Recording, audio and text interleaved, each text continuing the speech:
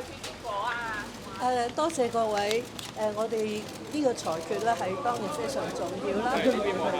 咁我哋未有時間去詳細研究個判詞，所以而家咧就唔適合作出任何嘅評論嘅。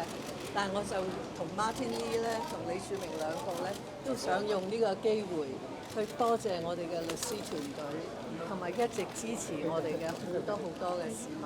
多謝各位，今日真係唔可以講再多嘅嘢啦。Thank you。話有車，香港仲冇有？我哋要研究下個判詞先啦，好唔好啊？